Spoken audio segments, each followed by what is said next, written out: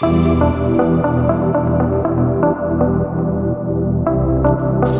tout le monde. Merci à tous d'être venus. Merci à Dorothée pour sa présence.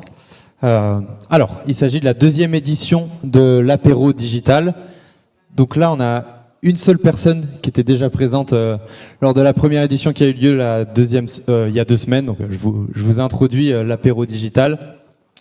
C'est un événement qu'on va organiser toutes les 2 semaines environ, jusqu'à cet été, qu'on reprendra certainement l'année prochaine, où on fait venir des intervenants, des experts, des entrepreneurs très souvent, qui viennent vous présenter une sorte de conférence, une mini-formation sur leur sujet d'expertise. Donc ce soir, on a Dorothée qui va nous parler de LinkedIn. Il y a 2 semaines, on a eu Meili Chen qui nous a parlé de création de contenu sur Instagram. Je vous présenterai à la fin de l'intervention de Dorothée l'événement qu'on aura dans 2 semaines. On vous a mis ici le lien, le QR code qui redirige vers la communauté WhatsApp du Digital Village. Évidemment, vous êtes libre de rejoindre ou non la communauté. Sur cette communauté WhatsApp, il y a plusieurs groupes en lien avec le Digital Village, mais il y a notamment 2 liens qui peuvent vous intéresser, tous ceux qui ont un projet, qui sont entrepreneurs ou qui souhaitent se lancer dans l'entrepreneuriat. Il y a un groupe WhatsApp dans cette communauté qui est un groupe dédié au networking, donc avec uniquement des entrepreneurs logiquement basés sur Paris. Et l'idée, c'est que vous êtes entrepreneur. Quand on se lance dans l'entrepreneuriat, on a besoin de réseauter, on a besoin de trouver des missions. Donc c'est un groupe sur lequel vous pouvez vous présenter, proposer vos missions et échanger avec d'autres entrepreneurs. Pourquoi pas organiser des after-work. Donc nous, on va pas communiquer spécialement sur ce groupe-là. Et il y a un deuxième groupe dans cette communauté qui s'appelle l'apéro digital, dans lequel on va tout simplement communiquer sur les événements qu'on va organiser au Digital Village, les apéros digitaux qu'on va organiser toutes les 2 semaines, les intervenants et les sujets d'expertise qu'on présentera. Je laisse tout de suite la parole à Dorothée, qui va présenter son sujet pendant peut-être 45 minutes, 1 heure. Ce sera suivi d'une session de questions-réponses. Et ensuite, pour ceux qui souhaitent rester, le fameux networking, où vous pourrez échanger avec Dorothée, avec moi-même et entre vous, pourquoi pas obtenir des opportunités. Merci Baptiste et enchanté tout le monde. Je sais pas comment je fais pour switcher sur la presse. Ah parfait. Moi et la technologie, c'est pas la folie. Donc je m'appelle Dorothée Raffray et avant de me présenter, de parler de ce dont on va raconter, vu qu'on va parler de LinkedIn, moi j'ai un peu une question pour vous. Aujourd'hui, qui a un compte LinkedIn et est actif dessus ? Ok, alors là je vois qu'il y a une définition actif. Actif, j'y vais, je regarde des posts, je lis, je vais regarder des offres d'emploi. Ok, donc j'ai quand même vu les 3/4 de la salle. Maintenant, qui sur LinkedIn trouve du business sur LinkedIn et arrive à générer des contrats ? Ok, pas mal. Et du coup, sur les 4 qui ont levé la main, vous diriez que sur une échelle de 1 à 5, vous êtes satisfait comment des contrats que vous décrochez sur LinkedIn ? 1, 2, 3... Ah, j'ai des petits 1. Ok, et du coup, là, les 2 autres tiers de la salle qui n'ont pas levé la main, vous êtes actifs, mais vous ne trouvez pas de business. Est-ce que, rapidement, vous pouvez me dire, c'est quoi qu'est-ce que vous expliquez aujourd'hui comme raison de j'arrive pas à trouver de clients sur LinkedIn ? Quelqu'un ose lever la main et me raconter ? Ok. De savoir qu'est-ce qu'on fait ? Ok, je poste pas assez. Est-ce qu'il y en a d'autres qui ont une...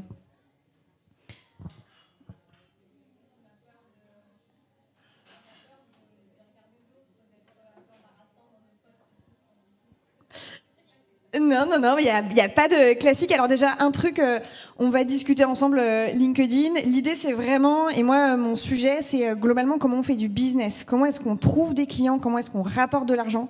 Moi, faire des vues pour faire des vues, c'est sympa, mais ça m'intéresse franchement pas. Enfin, aujourd'hui, je vous dis pas, dans quelques années, quand je voudrais devenir chroniqueuse télé et que, du coup, j'aurais intérêt à être très très visible, ce serait le point. Mais aujourd'hui, moi, je suis à mon compte, je vais vous raconter un tout petit peu ce que je fais, mais mon but, c'est globalement de rentrer des sous pour pouvoir payer mon loyer, me payer des vacances. Je pars en Nouvelle-Zélande avec mon mec l'année prochaine.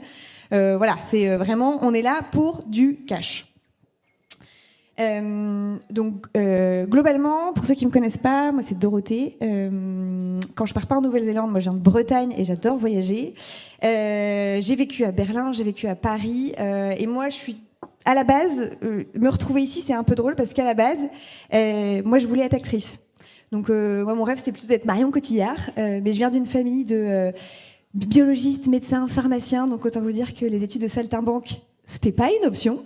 Donc moi j'ai fait une voie royale, la prépa, l'école de commerce, tout ça.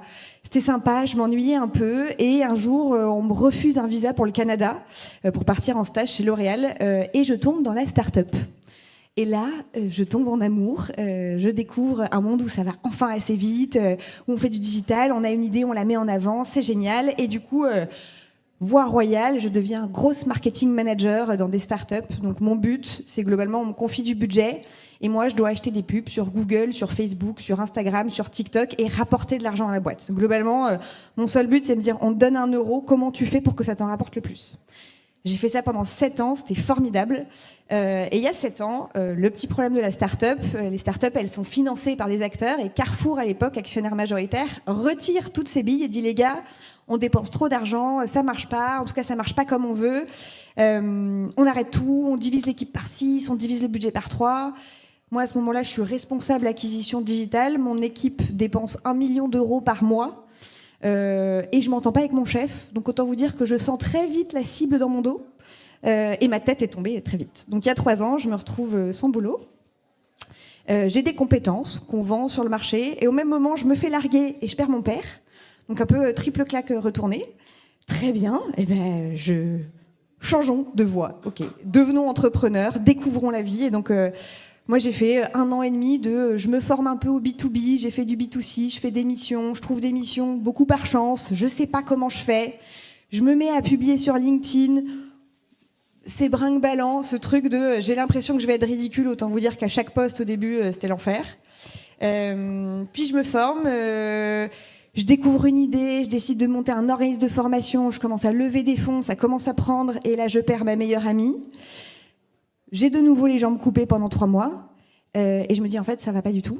Je suis en train de monter un projet, je suis devenue entrepreneuse pour faire ma vie, arrêter de subir mon boss et en fait je suis dans un projet auquel je crois pas. Donc on recommence depuis le début et donc aujourd'hui moi je suis coach business. En gros j'accompagne les prestataires de services, donc en gros les gens qui vendent du service à d'autres entreprises, à mieux positionner leur business, clarifier leur communication et du coup trouver plus de clients. Majoritairement par LinkedIn, mais du coup, comme moi je viens du gros marketing, forcément avec tous mes clients, on voit aussi un peu la pub, les mailings, le parrainage, bref, comment est-ce qu'on crée un écosystème qui fait qu'on trouve des clients. Aujourd'hui, moi, c'est 70... ah oui, je vous ai mis quelques exemples de clients. Je bosse avec des petits clients, je bosse avec des gros clients. Il y en a qui sont très sympas, il y en a que je mets ici parce que ça fait des gros noms, mais franchement, je rebosserai plus pour eux. Fondamentalement, aujourd'hui, LinkedIn, moi j'ai 14 000 abonnés, ce qui n'est pas énorme. Ça fait 2 ans et demi que je publie sur LinkedIn. Il y a plein de gens qui vous diront que c'est ridicule, 14 000 en 2 ans et demi. Je m'en fous. Parce que ce qui m'intéresse, c'est que moi aujourd'hui, je fais 70% de mon business via LinkedIn. Et pour vous donner une idée, parce que justement, j'ai envie ce soir d'être dans le vrai, moi aujourd'hui, je fais en moyenne 15 000 euros par mois toute seule. Et il y a 10 000 euros par mois qui viennent de LinkedIn. Donc, aller chercher du business quand on est prestataire de service avec une offre pas si scalable que ça se fait. Donc, qu'est-ce qu'on va voir aujourd'hui ? C'est pas du tout le bon programme. On va d'abord parler de comprendre un peu le réseau, comment ça marche. Je sais qu'il y a des niveaux un peu différents. Donc, il y a peut-être des moments où certains vont me dire « tu vas trop vite ». N'hésitez pas à m'interrompre. Ce que je dis et ce que j'aime bien dire, c'est qu'il n'y a pas de questions bêtes. Les seules questions bêtes, c'est celles qu'on ne pose pas. Donc, si vous saisissez pas des termes, en fait, arrêtez-moi. Mais ce qui m'intéresse, vous allez voir, je vais volontairement survoler certains sujets parce que pour trouver du business, poster beaucoup et la visibilité, je peux déjà vous dire que c'est pas les bonnes réponses. Donc, on va plutôt parler du reste. Rapidement, LinkedIn, vous m'avez tous dit qu'a priori, vous étiez à peu près actifs. Si on fait un petit point sur les chiffres, LinkedIn a passé le 1 milliard de comptes en 2024. Merci le confinement où ils ont gagné, je crois, 230 millions d'abonnés grâce au confinement.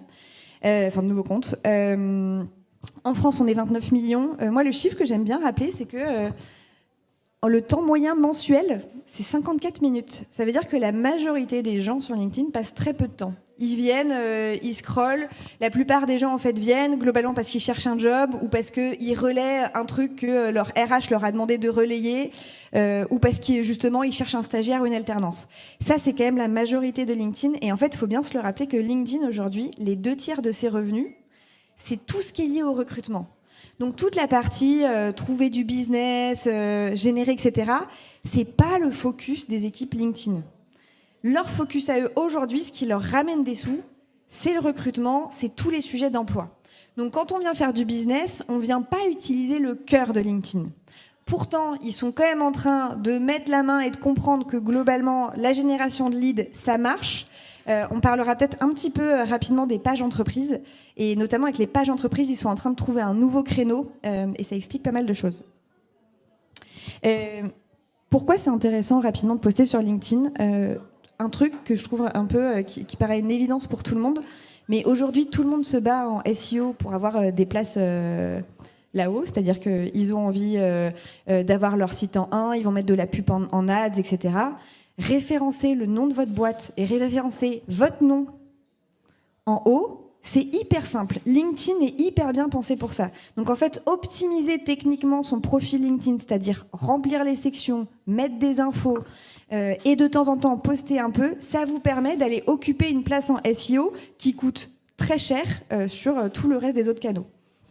Donc mine de rien, c'est une place où vous maîtrisez la communication, particulièrement si vous êtes indépendant. Et petit cours d'anatomie de n'importe quel réseau social. Là, je le fais sur LinkedIn, mais sachez-le, quand vous voulez comprendre quel est l'intérêt des équipes qui sont derrière, donc qui construisent des algorithmes, de comment fonctionne n'importe quel réseau social, il suffit de regarder ce qu'on appelle l'UX du site. Donc l'UX, c'est en fait la façon dont c'est construit. Si je regarde l'UX de LinkedIn, ce que je vois, c'est que le premier truc, c'est le réseau. Donc effectivement, ce que LinkedIn veut faire, c'est me connecter à d'autres gens. Donc il va faire énormément de choses pour faciliter les invitations. La deuxième chose, c'est l'emploi. Bon, ça ne m'étonne pas, parce que du coup, effectivement, c'est le cœur de son métier, il sait, et c'est ce qui est au centre. Là, si mon écran, je ne sais pas s'il est bien centré, mais globalement, c'est ce que vous voyez au centre de votre écran. Donc dans les icônes, c'est le plus important. Il cherche à connecter les gens, il y a des notifs, et vous pouvez poster. Quand vous regardez l'UX d'un site, vous comprenez très vite quel est l'intérêt. Si vous regardez l'UX de TikTok, vous comprenez très vite que l'intérêt de TikTok, c'est de vous montrer des publications qui ne sont pas celles des gens auxquels vous êtes abonné. Parce que typiquement, vous tombez jamais sur la page abonnée. Regardez l'UX d'Insta, etc. Vous comprenez normalement à l'UX d'un site quels sont les signes d'intérêt. Et vous allez voir qu'on va le revoir régulièrement. Nous, on va beaucoup parler effectivement de la partie contenu. Donc, trouver un emploi, c'est hyper bien, mais aujourd'hui, on n'en parlera pas. Il y a d'autres fonctionnalités comme créer des événements, rejoindre des groupes, partager une newsletter. Mais vous voyez que c'est tout ça, là, si je regarde ce qu'on appelle au-dessus de la floating line, donc en gros, tout ce que je vois avant que je scrolle, je ne le vois pas. Donc aujourd'hui, LinkedIn, dans tout ce qui a rapport à l'activation de son réseau, à part trouver un emploi et discuter, tout ça, là, pour lui, c'est pas un intérêt premier. C'est pas des trucs que je trouve facilement. Par contre, quand je regarde effectivement les posts qui sont hyper importants, qu'est-ce que je vois ? Je vois que les j'aime, les commenter, republier, envoyer, c'est hyper important. On parlera d'une autre action relative au contenu qui a son importance, mais globalement, retenez ça pour n'importe quel réseau social. Pour comprendre qu'est-ce qui est important pour un algorithme, en général, l'UX le reflète vachement bien. Maintenant, on peut faire donc plein de choses sur LinkedIn, mais l'intérêt, c'est de convaincre des clients. Avant de parler de LinkedIn, je voudrais vous parler en gros de la psychologie client. Moi, je ne sais pas si vous connaissez Eugène Schwartz. Moi, c'est un de mes économistes préférés. Eugène Schwartz, il est décédé dans les années 90, hein, donc ça commence à dater. Il a vécu genre entre 1920 et 1990, et c'était un publicitaire hyper brillant. Et en gros, il a modelé une façon de comprendre le parcours consommateur que je trouve hyper révélatrice quand on parle de LinkedIn. En gros, quand vous avez un problème et que vous voulez le résoudre, vous avez des niveaux de conscience par rapport à ce problème. Et on n'achète des choses que si on se trouve tout en haut de la pyramide. Je vais vous donner un exemple qui est hyper précis et très concret du quotidien. Si je suis malade et que je tousse, et que ça fait 4 semaines que je tousse, mais que je considère que voilà, c'est une mauvaise toux, j'ai chopé froid, je ne vais pas prendre rendez-vous chez le médecin. Je vais juste continuer avec ma toux. Donc là, je suis en inconscience du problème. En gros, oui, j'ai une toux, il y a un truc qui se passe, j'ai une manifestation qui existe dans ma vie, mais moi, je ne la conscientise pas. Ces gens-là, en général, vous ne pouvez pas les faire passer à l'action. Si j'ai une toux, même si mon mec me dit « Putain, c'est chiant, ça fait 4 semaines que tu tousses, s'il te plaît, va prendre rendez-vous chez le médecin », moi, si je considère que c'est une toux et que c'est pas grave, et que ça me gêne pas, je vais pas prendre rendez-vous chez le médecin. La conscience du problème, c'est le fait de se dire « Ma toux, ça fait quand même 4 semaines qu'elle dure. À la télé, ils sont en train de dire qu'il y a une épidémie de coqueluche. Et en fait, le week-end prochain, je vois mon petit-neveu, il a 1 an, et pour lui, le microbe, c'est tout un problème. » Là, j'arrive à des manifestations qui me font rendre compte que ma toux, c'est un problème et je veux le régler. Donc là, je suis au niveau de conscience du problème. Ma conscience de la solution, c'est quel est l'état souhaité. L'état souhaité quand je tousse, c'est je veux revenir à la moi normale, qui ne tousse pas, qui est en forme, qui va pouvoir faire des bisous à son petit-neveu et qui, au passage, sera rassuré de ne pas choper la coqueluche. Conscience de la solution. Conscience du produit, c'est OK, donc je conscientise mon problème, je vois quel est l'état d'arrivée et du coup, je vois quelle est la solution. La solution évidente, quand je tousse et que je veux aller mieux, je vais chez le médecin. Solution évidente. Donc là, je suis en conscience du produit. OK, médecin, je vais aller choper des avis, je vais aller sur Doctolib, je vais regarder les avis. Je suis en conscience totale. Je sais quel est le médecin le plus proche de chez moi, les avis qu'il a, etc. C'est peut-être mon médecin de tous les jours. Je suis prête à prendre un rendez-vous. C'est pareil dans le business. Vous ne pouvez pas vendre à des gens qui n'ont pas conscience qu'ils possèdent le problème que vous résolvez. Donc là, je vais le transférer à un usage B2B. L'usage B2B que j'aime bien montrer en ce moment, c'est l'IA, parce que ça parle à tout le monde aussi. L'IA, non mais l'IA, c'est nul, tout le monde en parle, mais franchement, je vois pas, ça me saoule, j'ai pas envie d'apprendre, puis je vois pas ce que ça va changer dans mon métier. Inconscience du problème.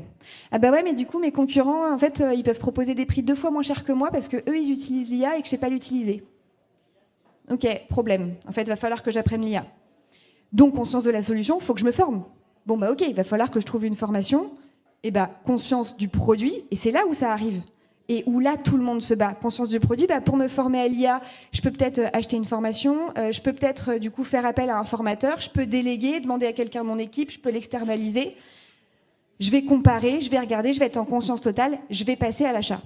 Le problème dans la communication de 90% des business, moi que je vois avec les gens que je coach, dans les boîtes dans lesquelles j'ai bossé, dans les boîtes que j'accompagne, c'est que tout le monde communique là. Tout le monde parle de son produit, de sa solution, comme si l'intégralité de vos clients, ils étaient tous en conscience du produit. Et c'est pas vrai. Ça, la conscience totale, c'est 3% du marché en moyenne. La conscience du produit plus la conscience totale, c'est 7%. Donc en fait, tout le monde est en train de se battre pour 7% du marché. L'enfer. L'idée, c'est plutôt de se dire, moi, ce que je vais peut-être aller faire, c'est aller tenter de choper les 40% là, qui sont un peu plus gros, qui sont des gens, certes, plus loin de la solution. Par contre, l'avantage, c'est que si je me place plus bas dans leur fenêtre de connexion, du coup, quand eux, ils vont monter en conscience et qu'ils vont arriver au moment de choisir, ça fait longtemps qu'ils entendent parler de moi. Donc, globalement, je vais être un choix plus évident. Parce que ça, c'est le deuxième petit principe. C'est qu'on ne se marie pas au premier date quand on teste Tinder. On n'achète jamais au premier contact. Globalement, la vente, elle vient de la confiance. Dans les biais cognitifs, on appelle ça l'heuristique de confiance. C'est en fait, plus vous avez confiance dans une solution, plus vos barrières d'objection vont être basses. Plus vous avez l'impression de connaître quelqu'un, moins vous allez lui objecter pour vendre une solution. Et la confiance, c'est magique. Là, c'est un gros hack. C'est que la confiance, ça peut venir de la familiarité. Vous allez me dire, super, et comment je crée de la familiarité ? C'est ça que c'est dingue. C'est que la familiarité, elle vient de la fréquence fois de l'émotion. Donc en fait, pourquoi est-ce qu'aujourd'hui l'influence ça marche ? Pourquoi est-ce que le conseil qu'on entend toujours sur les réseaux, c'est faut poster tous les jours, faut poster 2 fois par jour, faut être hyper présent ? C'est parce que ça, c'est le meilleur hack pour arriver à la confiance. Si vous postez régulièrement la fréquence fois l'émotion, vous créez ce qu'on appelle de l'heuristique de disponibilité, vous donnez l'impression d'être là très souvent, et ça crée de la familiarité. C'est un peu cette pub Carglass que vous avez vue 56 fois là. Carglass répare, Carglass remplace. Elle rentre dans la tête, on n'en peut plus. Mais la réalité, c'est qu'aujourd'hui, si vous avez un pet et qu'il n'y a pas votre garagiste à côté, le premier réflexe, c'est Ouais, mais du coup, je peux peut-être aller chez Carglass et vous ne discutez absolument pas l'expertise de Carglass, à savoir remplacer votre pare-brise. Ils vont nous répéter 25 fois. Heuristique de ce qu'on appelle le mere exposure effect. Parce que vous avez été exposé plein de fois, en fait, ça a gagné votre confiance sans que vous le sachiez. Et du coup, boum. Et donc, c'est pour ça, c'est à cause de ce schéma-là que c'est la fréquence fois l'émotion qui crée la familiarité, qui crée la confiance, qui crée la vente. Que globalement, vous entendez sur les réseaux, non mais pour trouver des clients, faut poster avec intensité. C'est vrai, mais ça suffit pas. Et du coup, parce que là, le petit truc qu'on me dit, c'est du coup, s'il faut beaucoup poster, il faut créer de la vente, il faut créer de la confiance, trop bien, je vais bombarder sur mon offre. Là, on arrive à l'histoire des tunnels. Tunnel d'acquisition, ça parle à tout le monde ou pas du tout ? Je vois plutôt des oui dans la salle. Je refais un petit rappel rapide. Donc un tunnel, moi j'aime bien les acronymes anglophones, vous m'excuserez, j'ai vécu à Berlin et c'est là que j'ai fait le max de mon savoir, mais tofu, mofu, bofu, top funnel, middle funnel, bottom funnel, ça veut dire quoi dans ces termes-là ? C'est top funnel, comment est-ce que je fais pour que les gens entendent parler de moi ? Comment est-ce que je fais pour qu'ils aient conscience de mon existence, de ce qu'on appelle rentrer dans son cercle d'awareness, d'attention ? Middle funnel, qu'est-ce que je poste, qu'est-ce que je raconte qui assoit ma crédibilité et mon autorité ? Quand je le dis, les gens se disent « Ouais, c'est un bon conseil, ça marche bien, j'aime bien, je prends, c'est un bon conseil, ok, la personne sait ce qu'elle raconte. » Bottom funnel, conversion. Aujourd'hui, qu'est-ce que ça veut dire ? Ça veut dire que globalement, vous devez poster et vous devez raconter des sujets qui racontent les problèmes de votre audience. Donc là, on vient parler aux gens qui sont dans la fameuse conscience du problème. Vous devez prouver votre expertise en partageant du conseil. Et on va pas beaucoup parler ce soir des types de postes, etc. Mais s'il y a un truc que je peux vous dire sur l'expertise qui vient du fait que ça fait 2 ans et demi que je poste sur LinkedIn, que j'ai suivi plein de coaching LinkedIn, qu'aujourd'hui je donne plein de coaching LinkedIn, quand on dit il faut poster de l'expertise, il ne faut pas poster de la pédagogie. N'allez pas raconter le qu'est-ce que de votre métier. N'allez pas raconter qu'est-ce que le SEO ou n'allez pas raconter pourquoi c'est bien le SEO. Vos clients s'en foutent. Ce qui est intéressant, et les seuls trucs qui sont intéressants dans le middle funnel et dans l'expertise, c'est de raconter le comment. Comment on fait ça ? Comment est-ce que vous allez gagner la confiance de votre audience ? Parce que vous leur postez et vous leur donnez ce qu'on appelle de la valeur. Donner de la valeur, pareil, on en parle beaucoup de ce terme-là, et je trouve qu'il est un peu galvaudé aujourd'hui. Donner de la valeur, c'est donner leur quelque chose qu'ils pourraient faire tout seuls. Et la réalité, c'est que dans les gens qui vont le voir, 95% ils vont le voir, ils vont sauvegarder le contenu, ils vont dire « Ah, c'est génial, un jour je le ferai », et puis ils vont plus jamais y retoucher. Il y a 5% qui vont le prendre et qui vont le faire pour eux, hein. Ça c'est vrai. Mais ces gens-là, vous en fichez, c'est pas vos clients, ils veulent le faire sans vous. Mais par contre, les 95% qui enregistrent tous vos conseils, en fait, quand ils ont enregistré 25 de vos conseils, le moment où eux, ils sont prêts à se dire, en fait, c'est quoi ? Je suis prêt à dépenser de l'argent, ils vont aller nécessairement chez la personne dont ils ont sauvegardé tous les conseils. Donc, sur le middle funnel, postez du conseil, de l'actionnable. Et n'ayez pas peur de dévoiler vos secret sauce, vos recettes de grand-mère. Moi, régulièrement, vous le verrez si vous me suivez sur LinkedIn, je poste un carrousel qui explique comment on peut pimper son calendrier. Qui est un truc, pour moi, vraiment, je l'ai fait pour plein de clients. J'ai vraiment donné, on peut prendre le carrousel et vraiment le faire pas à pas. Et régulièrement, depuis, j'ai des gens qui m'appellent et qui me disent « Est-ce que tu peux le faire pour moi ?» Je suis là, mais en vrai, tu le prends, ça te prend 1 heure. Mais il y a des gens, ils préfèrent me payer 1 heure de mon temps pour le faire, plutôt que prendre mon carrousel, le lire et suivre à la main. Et vous verrez ça dans plein de domaines. Et le bottom funnel, ça aussi c'est important, c'est tout ce qui concerne la conversion. Il y a pas mal de coachs, et moi je suis très en désaccord avec ça, qui vous diront non mais il faut pas poster, il faut pas parler de ton offre, il faut pas parler de son produit. C'est pas vrai en fait. Enfin, si les gens ils savent pas ce que vous vendez, ils vont pas vous acheter quoi. Vraiment, n'ayez pas peur de parler de votre produit, de ce que vous faites, de vos cas clients, de vos témoignages. Alors, si vous parlez que de ça, c'est un peu chiant. C'est pas des posts qui sont viraux, c'est pas du contenu qui intéresse tout le monde. Par contre, c'est ce qui fait dire à vos clients « Ah, mais ça, je savais pas qu'elle le faisait. Hyper intéressant. » Donc, globalement, si on résume, si on doit faire du tofu, mofu, bofu, par rapport à LinkedIn, qu'est-ce qui nous intéresse ? En tofu, vous pouvez poster 2 genres de posts, soit le fameux storytelling, Moi, j'avoue, les storytelling, j'en ai marre, j'en ai trop vu et je trouve pas ça très efficace parce que le problème du storytelling, c'est que vous parlez de vous et que la raison pour laquelle vos clients vous choisissent, c'est pas parce que vous leur ressemblez, c'est parce que vous partagez des valeurs communes. Donc, en tofu, pour aller attirer, ce que je trouve vachement plus intéressant, c'est d'aller poster du contenu qui raconte votre vision du monde, qui raconte vos combats, ce en quoi vous croyez, le monde dans lequel vous vous projetez. Moi, j'appelle ça des contenus de résonance et c'est énormément plus... C'est moins viral, mais c'est beaucoup plus puissant parce que c'est avec ça que vous trouvez votre audience idéale, les gens avec qui vous voulez bosser. En plus, l'avantage, c'est qu'en général, ça repousse les clients que vous voulez pas. Parce que globalement, moi, typiquement, je suis une féministe convaincue, je pense que je le cache pas sur les réseaux. En 2 ans et demi de business, c'est pas vrai. J'ai eu un client très chiant au tout début, quand je postais pas. Depuis, j'attire que des clients avec qui j'adore bosser. Contenu de résonance. Et donc, quand on veut attirer des gens sur son profil sur LinkedIn, l'autre action, on s'était dit tout à l'heure, c'était inviter des gens. N'ayez pas peur d'aller inviter, d'aller proposer à des gens de rejoindre votre réseau. En vrai, c'est intéressant. Et d'aller commenter d'autres personnes. Ça, c'est un truc, on le voit de plus en plus comme conseil, mais commenter des gens est un espace aussi important que de poster. Comment est-ce qu'on le voit ? Je vous rappelle ce truc de l'UX. Vous verrez, si vous êtes sur LinkedIn en ce moment, quand vous faites un commentaire, vous voyez le nombre d'impressions qui est à côté du commentaire. Et bien ça, quand ça vient en liaison, enfin quand ça apparaît sur l'UX, ça veut dire qu'a priori, du côté des équipes de LinkedIn, ils veulent mettre en avant beaucoup plus les commentaires. Donc particulièrement en ce moment, commentez des gens. J'en profite, je fais une petite aparté. Il y a une grosse étude qui est sortie, qui est une étude de Richard van der Bloem, je ne prononce jamais bien son nom. C'est un Américain hyper connu qui est un peu the référence sur LinkedIn.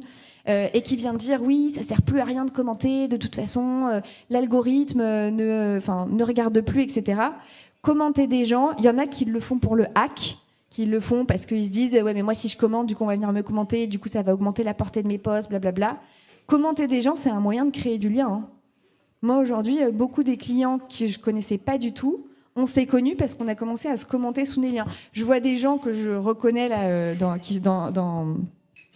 la salle. Je peux vous dire qu'il y a des gens avec qui j'ai créé du lien parce qu'à la base, on s'est commenté respectivement sous nos posts.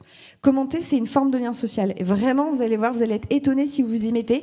Par contre, ne commentez pas pour commenter, sinon vous allez vous fatiguer. Commentez des gens qui vous intéressent. Là-dessus, moi, il y a un outil que j'adore, que je recommande très régulièrement, qui s'appelle MyFeedIn. Donc, comme en anglais, My, M-Y, Feed, F-E-2-E-D-IN. Ça coûte 30 €, je crois. Ça a été créé par un mec très sympa qui s'appelle Axel Chapman. Ça vous permet de créer des listes de gens. Moi, j'aime bien me créer des listes des créateurs de contenu que j'aime bien. Et comme ça, régulièrement, je me fais ma petite veille, je vais les commenter. Je trouve ça sympa. Ça m'a rendu mon LinkedIn beaucoup plus sympa. Ça vous sort un peu de cette habitude. Donc, le tofu, on poste, on invite des gens, on commente. Le bofu, donc ce fameux je viens prouver mon expertise. Pareil, je vais aller commenter de l'actionnable, je vous en ai déjà parlé. Et organiser des webinaires. Il y a plein de gens qui disent aujourd'hui que le webinaire, c'est mort, ça marche plus. Ça marche plus comme avant. Pour ceux qui connaissaient l'âge d'or du webinaire, il y a, je vous dirais, 5-6 ans, les webinaires à l'époque, on disait ouais, on invite plein de gens, on a 50% de gens qui viennent et on fait 15% de ventes. Aujourd'hui, le webinaire, vous invitez plein de gens. Si vous avez 20% qui viennent, c'est que vous avez bien fait votre relance. Et si vous vendez 5% après, c'est pas mal. Donc, c'est un format qui a été un peu galvaudé. Mais par contre, ça a encore un effet que je trouve hyper intéressant. Et moi, avec la plupart de mes coachés, on met des stratégies de webinaire en place. En fait, quand vous mettez du webinaire, c'est un peu un des seuls moments virtuels où les gens vous voient en live. Et dans cette idée de construire la confiance, j'ai beaucoup de mes clients qui ont fait des webinaires à un instant. Il y a des gens qui ont assisté, qui ont vu les replays et qui les rappellent 6 mois plus tard. C'est-à-dire que les cycles de vente sont beaucoup plus longs aujourd'hui sur des webinaires. Mais parce qu'ils les ont vus à un instant T, parce qu'ils ont aimé l'énergie, et ben en fait, ils les rappellent et c'est à ce moment-là qu'ils se décident. Le FOMO des webinaires marche beaucoup moins maintenant, mais en revanche, ça reste un super outil de visibilité. On en reparlera de toute façon un peu en détail tout à l'heure. Et de nouveau, pour assurer votre crédibilité, allez commenter des gens. Et dans les commentaires, quand vous avez des trucs à dire, que vous soyez... Alors, j'allais dire d'accord, pas d'accord. On ne va pas insulter des gens. Je n'invite pas à la haine, s'il vous plaît. Mais par contre, vous avez le droit de dire que allez créer du débat. Si vous êtes d'accord avec des gens, si vous n'êtes pas d'accord, allez apporter votre point de vue, allez soutenir, commenter. Ça ne veut pas dire oh, bravo Lucie, je suis hyper contente pour toi de cette obtention de poste. Bon, ça, c'est sympa. Très sympa, mais globalement, ça n'apporte rien. Par contre, quand des gens prennent le temps d'écrire des posts intéressants et que vous avez un point de vue qui est peut-être différent, allez le mettre en commentaire. C'est ça qui crée votre crédibilité et votre ressource. Et accessoirement, pour ceux qui se mettront à poster, vous découvrirez qu'en plus, quand vous avez des commentaires qui buzzent, c'est un sujet de post. Donc ça vous aide dans la stratégie édito. Et nous, ce qui nous intéresse beaucoup et ce dont on va parler pour le reste de la conf, c'est la conversion. Comment est-ce qu'on fait pour convertir des gens ? Globalement, je vous l'ai dit, on peut poster, raconter ce qu'on fait. On peut aller poster du lead magnet, on va un peu en parler. Et surtout, le truc sous-coté de ouf, c'est l'engagement en messagerie. En fait, le business, dans LinkedIn, il est dans les DM. Il est dans la messagerie privée. C'est là que ça va se chercher. Et ce qu'on va voir maintenant, c'est « Ok, très bien, c'est super bien de se dire le business est dans les DM, comment on fait ?» Déjà, on ne fait pas ça. C'est-à-dire qu'on n'envoie pas moi j'en peux plus de ces messageries où genre bonjour, alors moi mon nom c'est Bidule et mon entreprise elle fait ça, on prend un rendez-vous ? Non, pas envie, genre vraiment j'en reçois 40 des comme ça par jour et surtout c'est un message envoyé en masse, tu n'as absolument aucune idée de si j'ai besoin ou non de ton produit, donc là vraiment l'histoire de inconscience du problème, de la solution dont je vous ai parlé, on n'y est pas, donc ça on fait pas. Et ça, on ne fait pas non plus, c'est-à-dire qu'on ne vient pas dire qu'on peut tout faire. Les all you can take it en business, ça ne marche pas. Moi, j'aime bien parler de la métaphore du shampoing. Aujourd'hui, quand vous allez au supermarché, a priori, vous n'achetez pas le shampoing pour tout type de cheveux. Sauf si vous partez en vacances avec toute votre famille et que vous êtes 20 et que vous avez un shampoing pour 20. Sinon, vous achetez le shampoing pour votre type de cheveux. Moi, j'ai les cheveux fins avec les racines grasses. Je pense qu'il y a des gens qui ont les cheveux ici curly. Il y en a qui sont, leur sujet, c'est les pellicules. D'autres, c'est la chute de cheveux. Le marché a évolué suffisamment dans les shampoings pour qu'aujourd'hui, chacun ait son type. En business, c'est un peu pareil. À moins que vous soyez sur un secteur ultra novateur. Et dans ces cas-là, good for you, vous pouvez être un shampoing pour tout type de cheveux. La plupart du temps, choisissez votre combat. Les gens vont choisir quelqu'un qui va résoudre leurs problèmes précis. Et oser se positionner et oser dire, moi, ce que je sais faire, ce que je sais très bien faire, c'est pour ces personnes-là et c'est ce business-là, vous allez naturellement attirer beaucoup plus votre audience. Vous, ça va vous faciliter la vie. Parce qu'en plus, quand on a une offre un peu plus ciblée, en général, on connaît mieux son business, on se fait moins des nœuds à l'estomac à chaque nouveau client en se disant « Mais est-ce que je vais réussir à avoir du résultat ?» Et donc, voilà, globalement, on évite ce genre de message et on arrête de dire qu'on fait tout. À la place, ce qu'on fait, c'est que idéalement, genre dans le meilleur des mondes, on se fait une stratégie édito où on se dit que dans une semaine, je fais 5 posts, je fais un post tofu, un post mofu, un post bofu, 2 posts mofu, un post tofu. Genre, je mixe un petit peu, je fais des posts de conversion, j'essaye d'attirer du monde. J'envoie des invitations, je parle avec des gens, je vais aller commenter sur des listes, je vais faire des listes de pairs, des listes d'experts. Ça, c'est génial. Si vous arrivez à faire ça, c'est top. Le problème de ça, c'est qu'un programme aussi chargé, bon, on va pas se mentir, on le connaît tous, le problème, ça tient 2 semaines. Donc, l'idée, c'est plutôt d'adapter à son rythme.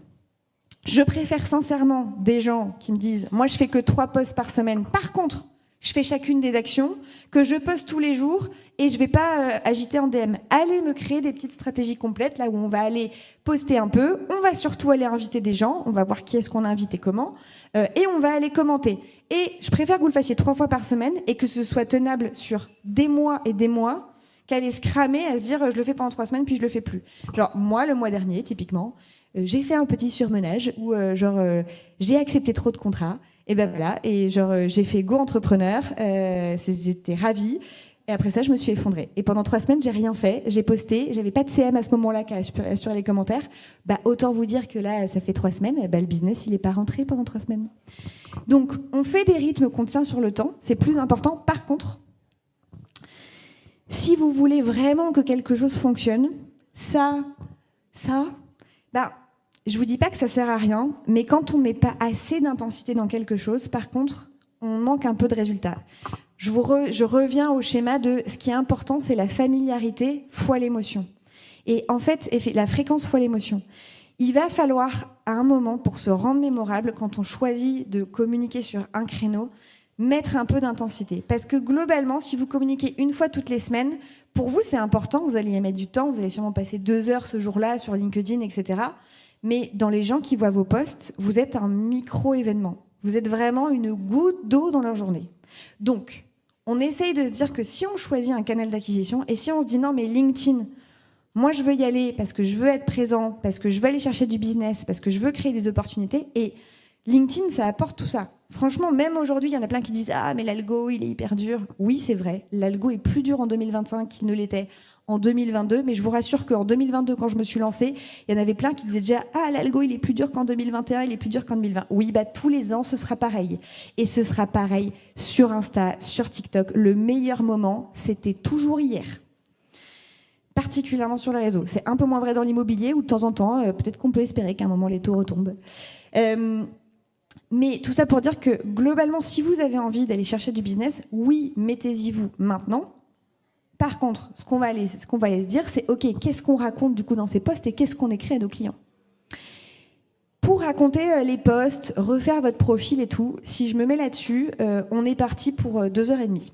J'avais que 45 minutes. Et franchement, je vous l'ai dit au début, poster et avoir un profil optimisé, c'est bien, mais c'est pas ce qui va être le plus efficace. Et du coup, je trouvais ça plus intéressant de vous dire, vous savez quoi, je suis en train de préparer un guide LinkedIn. Alors, je vous garantis pas quand il sort, parce que ça fait 3 mois que je dis, non, mais il sort le mois prochain. Bon, il est pas sorti. Et il est pas après. Donc, je sais pas. Il va sortir bientôt, avant l'été quand même, mais pas loin. Et là-dedans, dans ce guide, je vous parlerai de comment on optimise son profil, c'est quoi aujourd'hui les types de posts, qu'est-ce qui est important, qu'est-ce qui est pas important. Vous apprendrez à écrire un petit post, ça va être hyper bien. Mais aujourd'hui, je préfère qu'on parle de, OK, globalement, si je me mets à poster, mais que vraiment mon focus est d'aller chercher du business, c'est quoi le plus important ? Aujourd'hui, je trouve qu'il y a 4 stratégies qui marchent pas trop mal et qu'on va voir ensemble. La première, c'est publier du contenu, c'est ce que je vous disais, qui mène vers de la page de vente.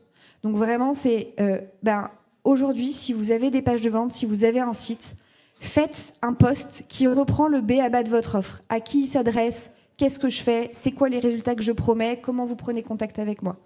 Votre cible, elle a besoin d'entendre parler de votre produit. Donc, n'hésitez pas à le faire. Vous allez voir, c'est pas des posts très viraux parce que forcément, c'est des posts commerciaux. Mais par contre, c'est des posts qui font du lead.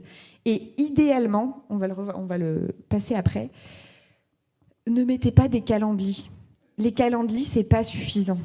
Allez vous construire une petite page de vente. Il y a plein d'outils hyper faciles. Moi, du coup, c'est ce que je fais avec beaucoup de mes clients où je leur propose Tally. Je ne sais pas s'il y en a qui le connaissent, T-A-2-L-Y.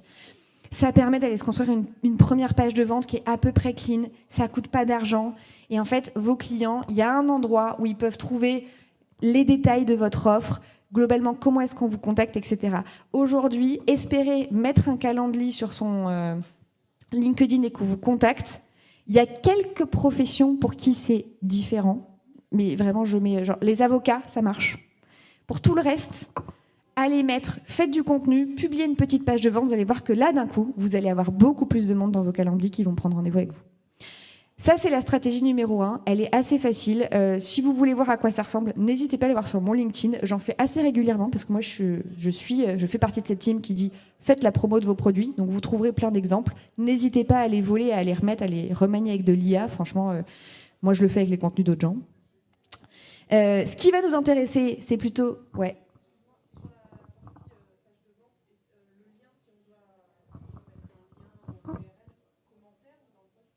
Alors là-dessus, il y a tout et son contraire. Moi, je fais partie de la team qui met son lien en haut de son post. En gros, tant pis si j'ai un peu moins de portée. Donc, pour ceux qui ne savent pas, il y a une rumeur qui dit que si on met un lien dans son post, on va perdre en portée. Donc, il y a moins de gens qui vont voir.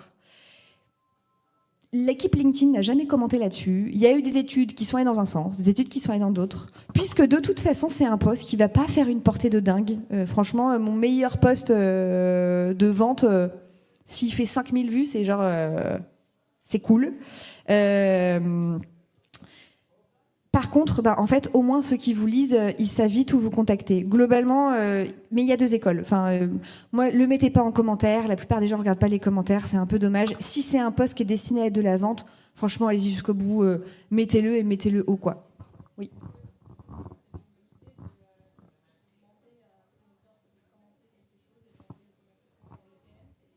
Ça, c'est ce qu'on appelle la stratégie du lead magnet. C'était aller un peu plus vite, mais effectivement, en publication, ce qui marche très bien, c'est ce qu'on appelle les lead magnets, les aimants à clients.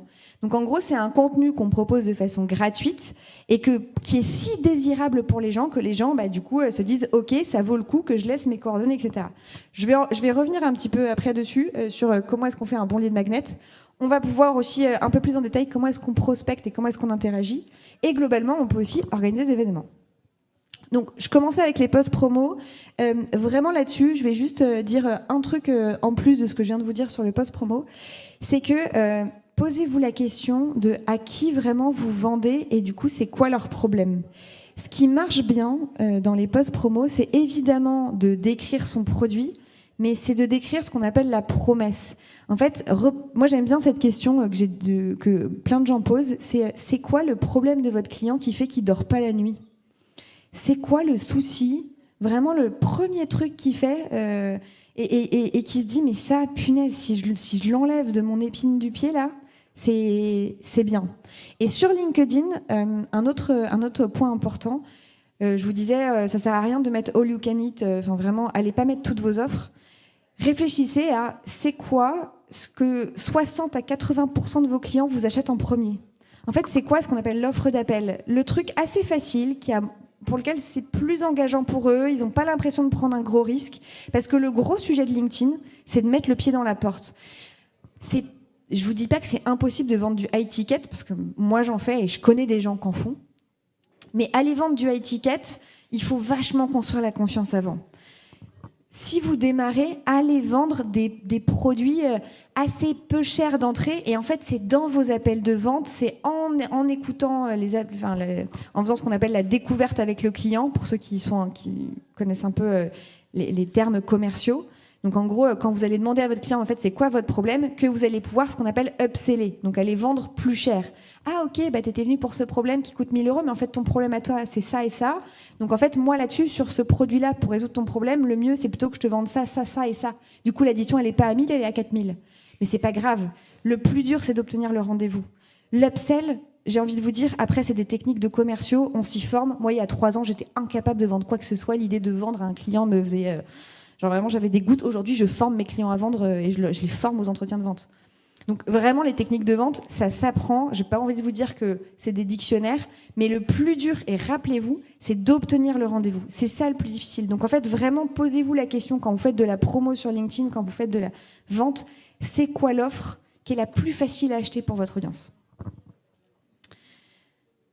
Ce sur quoi j'aimerais qu'on passe un tout petit peu de temps, c'est sur ce fameux... aller interagir avec son audience et prospecter. Parce que du coup, je vous disais, tout se passe dans les DM. Alors, le mieux, c'est quand on produit du contenu et du coup, trop bien, il y a des gens qui rentrent directement, qui nous demandent en contact. Ça, c'est le top. On est trop content. La réalité, c'est que pour que ça arrive, faut poster longtemps, faut poster beaucoup. Et en plus, sur les 30 personnes qui vont vous demander par jour un contact, la réalité, c'est qu'il y en a 5 qui sont qualifiés. Donc, l'idée, ça va plutôt être d'aller les chercher. Je vous disais, on ne veut plus recevoir ce genre de message. Ah, celui-là aussi, je l'ai reçu il n'y a pas longtemps. Revolut, s'il y a des gens qui sont chez Revolut, des commerciaux, je vous donne des formations, promis. Mais ça, là... Non, c'était pas pour moi, d'accord. C'était quelqu'un qui avait une voix très grave. Ça, je ne veux plus le recevoir. Revolut me dit, super, nous, on a des comptes pro, on a des cartes pro, ça ne te dit pas de venir chez nous ? Ça m'apporte quoi ? C'est quoi mon problème ? Tu vois, c'est quoi l'intérêt pour moi de me faire chier à changer de banque, quoi ? Je le sais pas, là. Donc, ce que je veux, quand je me mets à rédiger des contenus, c'est connaître mon audience. Donc, c'est parler du persona. Je pense que, pareil, tout le monde connaît un peu ce mot. Dans le persona, il y a 3 trucs. Et tout le monde, quand il me parle du persona, il me parle de ça. Ah ben, mon persona, c'est les CSP+, 2 enfants, il vit à Paris, ils ont du revenu, il est directeur financier, ou elle est DRH, et voilà. Ouais. Ben, ça, c'est super, c'est ce qu'on appelle du sociodémographique, c'est en gros à quoi ressemble votre persona. Mais en fait, ça peut pas vous aider dans la prospection. Parce que globalement, vous oubliez 2 facteurs. C'est un, que les gens achètent, ils ont des comportements d'achat, et ils ont des raisons pour lesquelles ils achètent. Ce qu'on appelle des critères psychographiques. Les critères psychographiques, c'est vraiment pourquoi j'achète, c'est quoi l'état souhaité, c'est toute cette histoire de niveau de conscience. On y revient encore. Non, ça, je ne vous en parle pas. L'important, du coup, c'est ce qu'on appelle l'intent data. Comment je fais pour aller détecter des gens qui sont potentiellement intéressés? Je vais aller chercher de la donnée d'intention. La donnée d'intention, c'est est-ce qu'il y a eu un signe de la part de mon client idéal, donc du fameux DRH, de la fameuse directrice financière, qui me permettent de dire que son niveau de conscience est déjà au moins au niveau de la conscience du problème, que je ne suis pas en train de parler à des gens inconscients. Donc l'intent data, c'est est-ce qu'il a fait des trucs qui me montrent que oui. Dans les intent data les plus connus, il y a typiquement quelqu'un qui arrive à un nouveau poste. Souvent, quelqu'un qui arrive à un nouveau poste, il va avoir beaucoup de défis relatifs à son nouveau poste. En général, les DRH, les DAF, toutes ces grosses fonctions, la directeur marketing, quand ils arrivent, comme c'est une donnée que LinkedIn nous donne et qui est visible pour tous, ils se font assaillir de messages de prospection. Et c'est normal, parce que c'est un moment d'opportunité pour tout le monde. La personne, elle est là, elle est en cadrage stratégique, il va falloir qu'elle change les solutions parce que elle vient d'arriver à son poste, il faut qu'elle prouve qu'elle apporte du changement. Super moment. Un autre intent data, c'est « Ah bah tiens, cette personne, elle a participé à un événement qui traite de mon sujet. » Ça, je vous l'ai mis, je crois, 2 slides plus loin. Par exemple, moi, je vends des solutions, je vends des formations RSE. Si je vends des formations RSE au DRH, autant que j'aille chercher des DRH qui, de temps en temps, participent à des webinaires où le mot RSE apparaît. Et ça, ce qui est incroyable avec ce genre d'infos, c'est que si je vais là, et là je vois que j'ai 82 participants, si je clique sur l'événement et que je fais joindre, la liste des 82 participants, je l'ai. Et donc là, ça veut dire que tous les DRH qui ont participé à ce webinaire, potentiellement, c'est des gens qui sont au moins conscients du problème. Donc avec qui je pourrais peut-être entamer une conversation. Alors par contre, le truc à pas faire, ça a été donné comme conseil partout, c'était de dire, du coup, quand je vais voir ces gens-là, je vais leur dire, bonjour, j'ai vu que vous avez participé à l'événement RSE. Non, ne faites pas ça. Pire moyen de dire que justement, vous êtes dans une approche commerciale. Ces personnes-là, rentrez-les dans les fameuses listes MyFeedIn dont je vous ai parlé et allez commenter leur post, allez vous montrer petit à petit. Et puis à un moment, vous allez déclencher la conversation. Ça fait 3 fois que vous avez commenté leur post. Est-ce que eux, ils savent que vous savez qu'ils ont un intérêt RSE? Absolument pas. Par contre, vous allez arriver avec un truc beaucoup plus naturel. Les autres intent data hyper intéressants sur LinkedIn, c'est ça pareil, c'est une technique qui a été donnée partout, mais l'idée de dire j'ai vu que tu avais liké le post de un tel. Non, ne dis pas j'ai vu que tu avais liké le post. Mais je prends Dimitri, qui est un copain, qui écrit sur la prospection. Toutes les autres solutions de prospection, il a un peu de succès sur LinkedIn, ils vont aller chercher tous les gens qui like, parce que tout ça c'est possible. S'il y a mon persona là-dedans, trop bien. C'est des gens qui ont montré un point d'intérêt. Mais n'allez pas leur dire j'ai vu que tu avais liké, on s'en fiche. Vous, ce qui vous intéresse, c'est de savoir que ces gens-là, a priori, le sujet les intéresse. Donc après, vous allez arriver avec votre message. Je vais vous montrer quel genre de message. Autre intent data qui est hyper intéressant, c'est quand vous voyez que des entreprises recrutent, particulièrement dans les secteurs dans lesquels vous exercez. Globalement, ça veut dire que s'ils recrutent, ils sont prêts à mettre de l'argent sur la table, ils ont un besoin de productivité. Donc globalement, il y a souvent des chances, si vous vendez un outil ou en tout cas une presta connexe, d'aller réussir. C'est un super intent data. L'usage d'une technologie ou d'un produit, ça marche. Si vous êtes un prestataire SEO et que vous faites du SEO sur du Wix, globalement, allez parler à tous les sites qui ont du Wix depuis plus de 4 ans. Potentiellement, ils ne sont pas très optimisés SEO. Qu'est-ce que j'ai d'autre? Les données financières, les levées de fonds, ça c'est une merveille. Pareil, qui dit levée de fonds, c'est des annonces qui sont forcément publiques, tout le monde a l'accès. Il y a beaucoup de monde qui va venir parler, mais pareil, vous savez que les gens sont dans un moment où ils peuvent dépenser de l'argent. Donc en fait, quand vous allez chercher votre audience, c'est très bien d'aller chercher le DRH, le DAF, le DIRCOM, peu importe, qui sont la responsable RSE, mais essayez de voir s'il n'y a pas des des petits signes d'intérêt qui vous montrent qu'a priori, le sujet que vous traitez, pour eux, c'est un problème aujourd'hui. Et donc, une fois qu'on a détecté ces gens-là, l'idée, c'est d'aller leur parler. Ah oui, s'il y en a qui veulent creuser le persona, ça, je vous le donne, c'est une formation vidéo que j'ai faite sur le persona. Honnêtement, il y a 5 vidéos de 5 minutes. Les 3 premières sont toujours géniales et vachement d'actu. La 4 et la 5, je l'ai tournée il y a 1 an et demi, c'est déjà dépassé. Donc en vrai, il faudrait que je les retourne, mais les 3 premières sont très bien. Et puis comme en plus, du coup, c'est un produit pas très à jour, il y a 0 séquence de vente derrière, n'ayez absolument pas peur de vous prendre des mails de vente. Il n'y en a plus. Et donc je vous disais, le sujet, c'est d'aller écrire des mails de vente. Et là, je reviens sur un fondamental, des fondements. Le prospect, il n'a pas le temps. Vous êtes un micro-événement dans leur journée. Genre, vous qui leur envoyez un message. Moi, je vois encore des gens qui s'énervent, qui me disent « Oh là là, j'ai envoyé un message, il m'a pas répondu. » Oui, en même temps, Jean-Michel, il reçoit 40 messages par jour. Le tien, il était pas ouf. Enfin, vraiment, désolé. Il préfère largement aller balader son chien et s'occuper de ses enfants le soir que de te répondre. Donc, les prospects n'ont pas le temps. Donc, l'idée, c'est de leur apporter de la valeur, d'essayer de leur apporter de la confiance, d'arrêter de parler de vous, enfin, de je, quoi. Genre... le sujet qui les intéresse, c'est eux. Les gens sont égocentrés. Ce qui les intéresse, c'est eux-mêmes. Et c'est pareil pour vous. Soyons tous très honnêtes. Globalement, ce qui nous intéresse, c'est nous. Donc, dans un message, globalement, que vous rédigez de prospection, si vous avez plus de 20% de jeu, c'est qu'il y a un problème dans votre message. Je vais vous montrer après une structure qui marche pas trop mal. Soyez clairs et concis. Ça, c'est un peu les règles classiques. Mais globalement, sur les réseaux et en prospection, les gens sont fatigués, n'allez pas faire du Shakespeare. On choisit des phrases courtes, on essaye d'éliminer les adverbes. La règle des 5-6 mots, elle marche pas trop mal. Je vous dis 5-6 mots, c'est vraiment pour réduire la réalité. Tout le monde est plutôt entre 7 et 9. Mais globalement, vous allez créer moins ce qu'on appelle de charge cognitive quand vous allez faire des phrases courtes et que vous allez utiliser du vocabulaire simple. La charge cognitive, c'est un peu... je ne sais pas si vous connaissez cette notion, mais c'est pareil, c'est de la neuroscience, mais c'est de dire que plus quelque chose nous paraît compliqué, moins on a envie de le faire. Parce qu'en fait, ça nous crée de la charge. Et en fait, notre cerveau est feignant. Et plus quelque chose, on a l'impression que ça nous demande de l'effort, moins on va avoir envie de le faire. En réduisant votre vocabulaire, en simplifiant votre vocabulaire, en simplifiant vos phrases, vous réduisez naturellement la charge cognitive.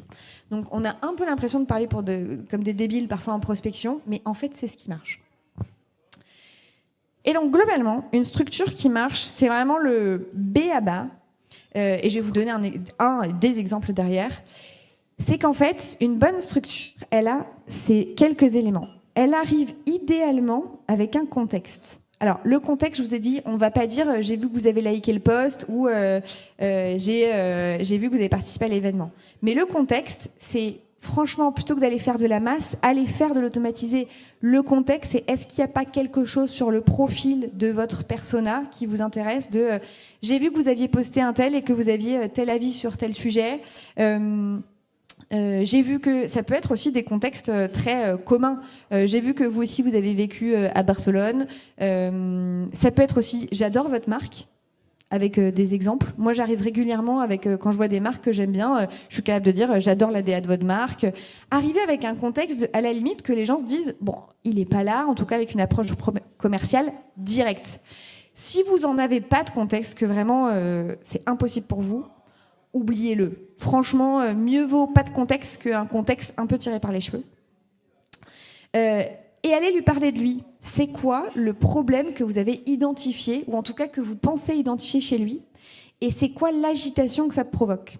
L'agitation, c'est OK, ce problème, c'est quoi les conséquences réelles que ça a dans ton business? Moi, j'aime bien parler du mot du cas d'usage. En gros, c'est quoi ce qui se passe dans ton métier qui fait qu'aujourd'hui, tu as un problème et j'ai envie de dire, qu'est-ce que ça emmène derrière pour toi comme conséquence? Je vous prends l'exemple d'une personne que j'ai accompagnée il n'y a pas longtemps, qui allait chercher des directeurs d'EHPAD. Elles vendent de la formation pour des EHPAD. Et du coup, on est allé chercher de se dire, OK, les problèmes des directeurs d'EHPAD, c'est quoi? Et ça, on a eu la confirmation, parce qu'après, on a réussi à parler à certains d'entre eux.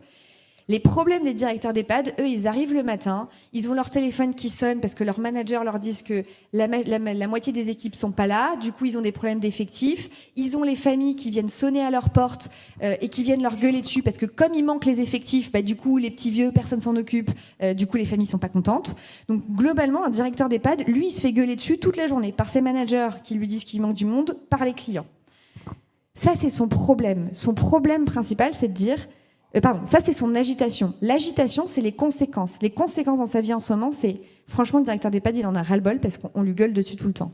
Mais le problème réel, c'est qu'à la base, ça vient parce qu'il n'a pas assez d'infirmières, pas assez d'aides-soignantes, donc il y a une pénurie. Donc son problème au directeur d'EHPAD, c'est la pénurie, mais son agitation, sa conséquence dans son boulot, c'est le fait qu'on lui gueule dessus.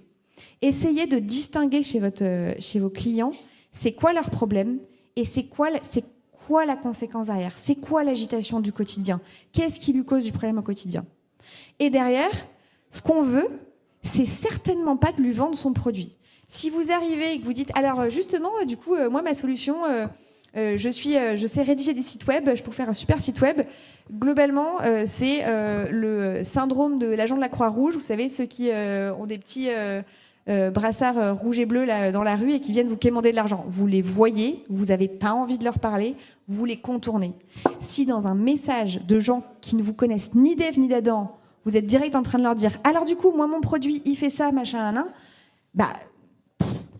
vous allez de temps en temps tomber juste. Et ça va arriver que des fois des gens vous disent oui. Mais c'est pas la réalité. La réalité, ce qu'on veut, c'est aller créer de la conversation. Donc en gros, on va utiliser le fait d'aller teaser la solution ou d'aller chercher de la validation d'intérêt. Quand je sors du théorique, ça veut dire quoi en termes de message? Là, je vous prends l'exemple d'une autre de mes coachées que j'ai en ce moment.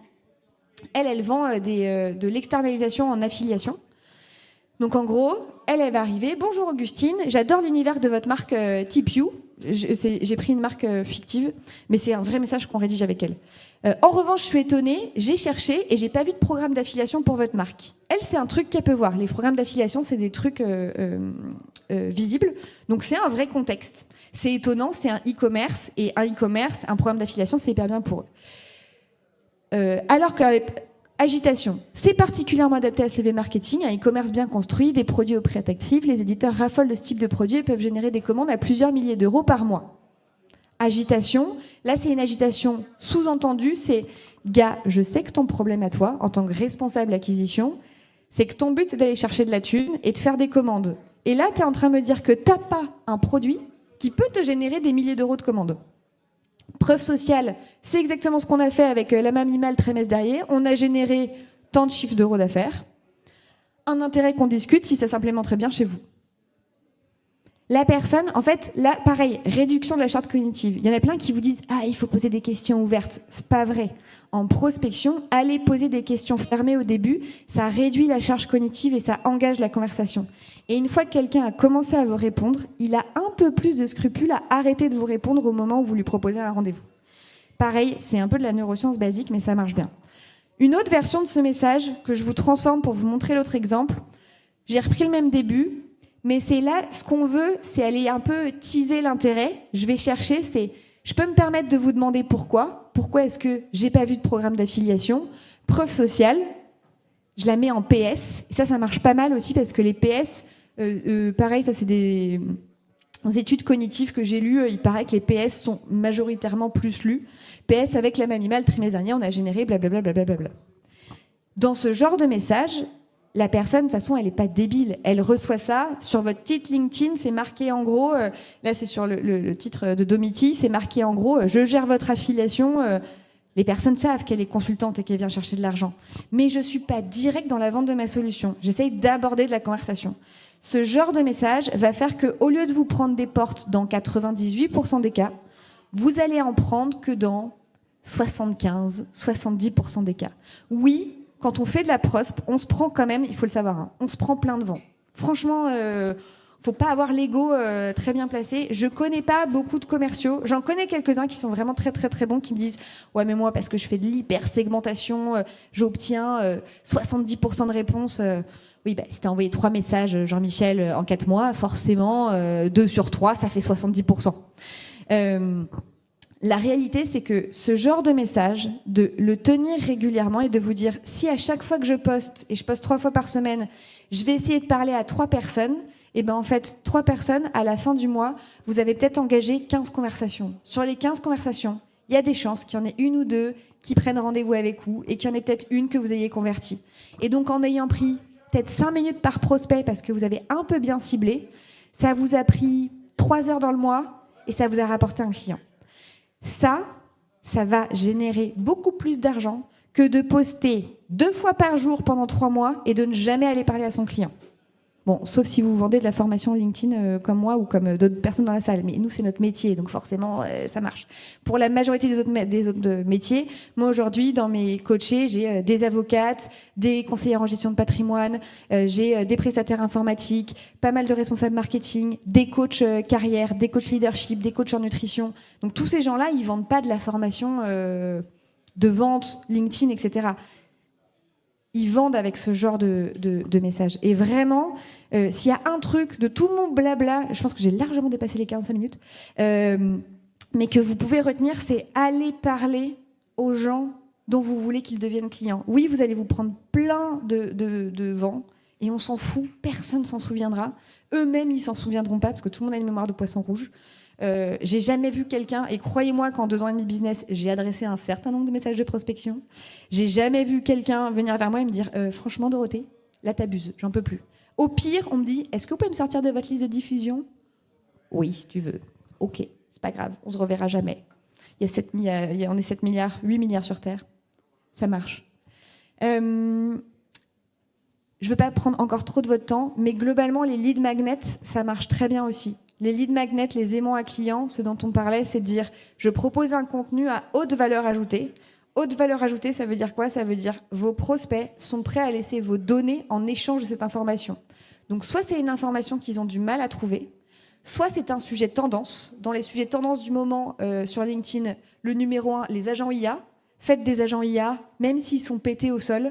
Vous allez voir que vous allez avoir un nombre de demandes incroyable. Moi, j'ose pas le faire parce que vraiment, pour l'instant, mes agents et à moi, ils sont pétés au sol. Mais je devrais. Ça fait du lead à balle.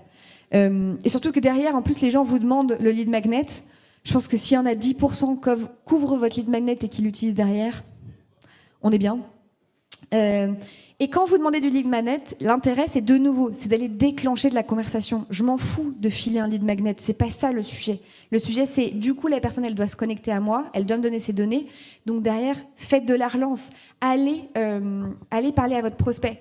Et là-dessus, il y a 2 écoles. Pareil, je vais peut-être un peu vite pour certains, hein, mais il y a beaucoup de gens qui vous diront non mais tu fais un lead magnet et tu mets de l'automation direct. En gros, tu mets un outil et c'est lui qui va parler aux gens, etc. Pour avoir testé les 2, franchement, dans le nombre de gens qui vont vous demander de lead magnet, allez d'abord regarder dans la liste qui sont vos clients rêvés, parce qu'il y en aura. Et ceux-là, sur ces 15-20, dans les 200 commentaires que vous aurez, parce que c'est ce que ça fait, hein. Des bons lead magnets, on fait des 200, 400, 900 commentaires de gens qui vous disent « Ah bah oui, moi je veux cet agent IA, je veux ce super guide qui a été écrit avec ChatGPT et qui est sur Notion. » qui franchement vaut pas 3 pattes à un canard. Si vous faites que de l'automatiser, retour, pas dingue. Si vous allez sur les 15-20 clients qui ont l'air de correspondre hyper bien et qu'à eux, vous allez leur dire tiens, je te le donne et je te fais un petit commentaire sur ton profil qui est lié, je vais faire un peu de personnalisé, vous allez voir que votre retour, il est vachement meilleur. Donc vraiment, ne laissez... Un lead magnet, c'est trop bien, ça fait du volume, mais ne le laissez pas vivre tout seul. Et la dernière stratégie dont je voulais vous parler, c'est les webinaires et les challenges. J'en ai un peu parlé tout à l'heure. Ça marche encore aujourd'hui. Les webinaires, ça marche... voilà, c'est plus du long terme et c'est plus de l'engagement que du business tout de suite direct. Je vois que c'est de plus en plus difficile de faire du business tout de suite direct. Aujourd'hui, pour faire du business tout de suite direct, vous avez dû les voir, ça, tous les challenges. Rejoignez le challenge pendant 3 ou 4 jours pour créer, etc. Pourquoi est-ce que ça marche ? Ça marche parce que le fait d'être 3-4 jours avec beaucoup de gens dans une même énergie, en fait, ça vient augmenter, et j'ai oublié le terme marketing, enfin neuromarketing là-dessus, j'ai oublié, mais ça vient augmenter un truc chez vous d'endorphine, en gros, qui vous fait que le cerveau, il est un peu cramé, et que du coup, vous voyez l'offre, et vous êtes là, ah, c'est génial, c'est trop bien, boum, j'achète. Pour avoir parlé avec des gens qui font du challenge, je vous disais tout à l'heure, aujourd'hui, les webinaires, Quand on s'inscrit, on a 20-30% de personnes qui viennent, on vend à 5%. Sur du challenge, on est pareil, on est sur les 20-30% de gens qui participent vraiment au challenge. En revanche, sur la vente, il y a certains challenges avec des milliers de participants, ils vendent à 40% derrière. Donc en gros, l'investissement, il est énorme. Mais donc quand vous organisez des webinaires, votre sujet, c'est de communiquer à balle pour qu'il y ait le max de gens qui s'inscrivent, parce que vous n'aurez que 20% des gens qui viennent à la fin. Donc utilisez tous les moyens dans votre disposition, invitez tout votre réseau, faites chier, rappelez les 24 heures avant que ça a lieu. Enfin vraiment, n'ayez pas peur d'être un peu agressif sur la com. Donc invitez en masse et prévoyez des séquences de relance derrière. Aujourd'hui, pour vendre avec des webinaires et des challenges, il faut de la séquence de mail derrière, il faut de l'appel derrière. Vous avez besoin d'activer. Mais c'est des stratégies qui marchent encore aujourd'hui. Il y en a plein qui disent non mais c'est mort, on en a marre. Il y a toujours de nouvelles personnes qui arrivent sur le marché, qui ne sont pas encore éculées. Oui, il y en a qui en ont marre. Et puis, l'intérêt, parfois, il revient. Les choses viennent par vagues. Il y a des moments où, en ce moment, c'est la vague des challenges. Ça se trouve, les webinaires reviendront à la mode dans 2-3 ans. On n'est sûr de rien. Donc, allez-y. Donc, en résumé, avec tout ce que je vous ai raconté, globalement, poster, c'est trop bien pour attirer et construire une communauté. C'est ça qui va construire votre autorité, asseoir votre crédibilité, créer de la confiance. Donc, est-ce que c'est utile sur LinkedIn ? Oui. Est-ce que faire que ça fait du business ? Non. Détecter de l'intent, franchement, essayez d'aller chercher, posez-vous la question OK, dans mon persona, qu'est-ce qu'il fait ? C'est quoi les signes qui me montrent que ? Et du coup, allez parler dans les commentaires. Franchement, s'il y a un truc, une bonne habitude que vous pouvez sortir, avec laquelle je vous invite à sortir, c'est dites-vous bien, franchement, tous les jours où je suis sur LinkedIn, j'essaye d'engager avec au moins 1, 2, 3 personnes. Ça prend un peu de temps au début, parce qu'on n'est pas rodé à l'exercice. Et vous allez voir que derrière, moi aujourd'hui, engager avec 3 personnes, ça me demande 10 minutes par jour. C'est clairement 10 minutes que je vais prendre parce que c'est les 10 minutes qui me font le plus de business. S'il y a des questions, c'est le moment. Merci beaucoup pour votre attention. Merci Dorothée. Je vais vous passer le micro pour les questions. Donc, qui a des questions pour Dorothée ? Non, oui, c'est bien que je le garde. Merci beaucoup Dorothée. J'ai une question sur les webinaires. Est-ce que tu recommandes plutôt de les faire via LinkedIn, par exemple, directement, ou via d'autres outils et lesquels tu recommandes ? Merci. Sur les webinaires, ça dépend beaucoup de l'audience. Il y a des audiences qui vont être très à l'aise à ce que le webinaire et le business va très bien se porter à ce que le webinaire soit un peu à la vue et su de tous. Donc dans ces cas-là, organiser des webinaires avec LinkedIn, vous avez besoin de passer par des outils de diffusion. Il y en a plusieurs qui existent sur le marché. Les plus connus, c'est Livestorm, StreamYard. Moi, j'aime bien StreamYard personnellement, mais c'est un avis comme un autre. Et ça marche bien. Pour certains business, où là, ils ont plutôt envie de confidentialité. Par exemple, c'est beaucoup le cas avec mes clients qui sont avocats, qui sont gestionnaires de patrimoine. Les gens n'ont pas envie forcément que ça se voit à la vue et su de tous. Dans ces cas-là, c'est mieux d'avoir des trucs un peu plus confidentiels, de proposer un Zoom avec une page d'inscription et que tout le monde ne sache pas qui s'est inscrit, etc. Okay, merci. Par exemple, Teams, on sait exactement qui vient. Teams, tu as un forfait où tu peux, par exemple, du coup, faire en sorte qu'il n'y ait que toi et les autres personnes ne voient pas qui sont les autres invités. Est-ce qu'il y a d'autres questions ?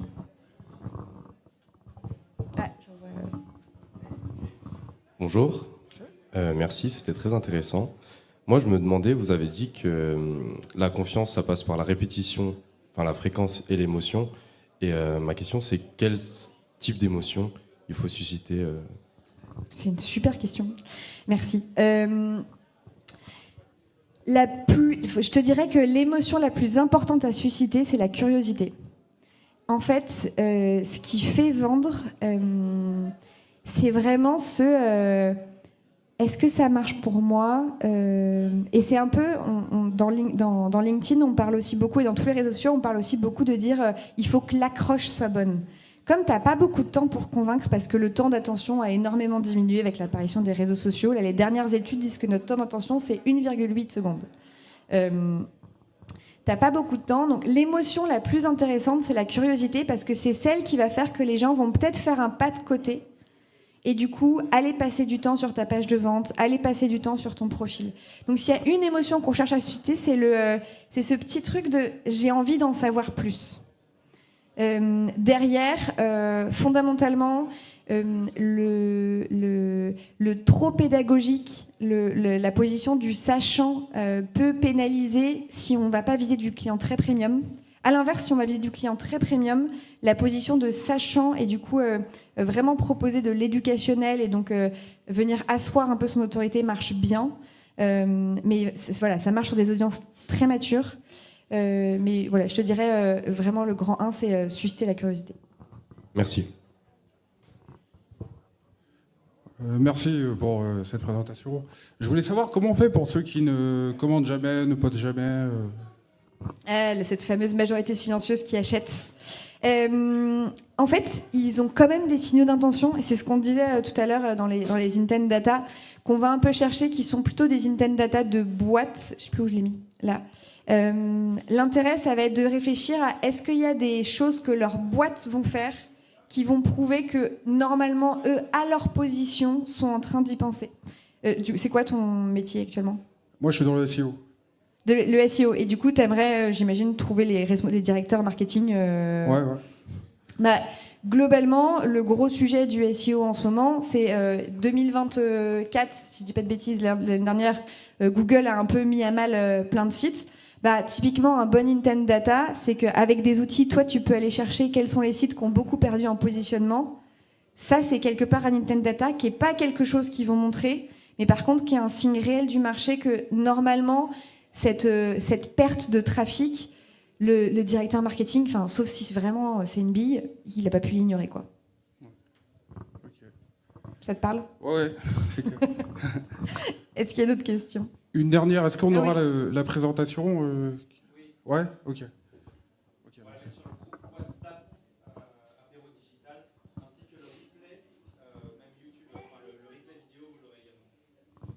Ok, merci. Merci Dorothée. Moi j'ai une question sur le deuxième canal, donc le mailing. Est-ce qu'il y a une reco en termes de séquençage de relance que tu proposes ? Ce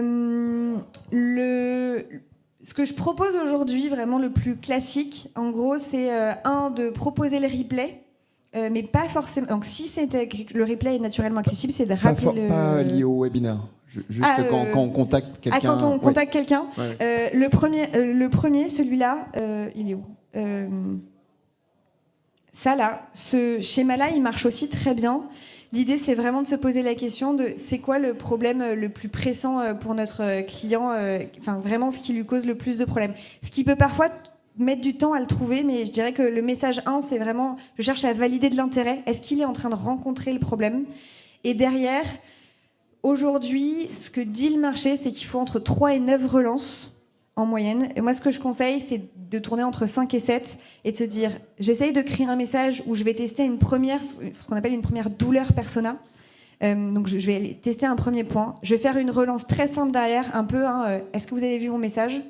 Si j'ai toujours pas de réponse, je viens tenter une deuxième douleur parce que parfois, les douleurs des personas, en réel, il y en a 2, 3 et ça peut parfois mettre des messages. À chaque fois qu'on émet une douleur, on remet un petit message derrière. Et ce qui marche très bien aussi en séquence, c'est d'ailleurs de mettre moi ce que j'appelle des mails de témoignage ou de valeur.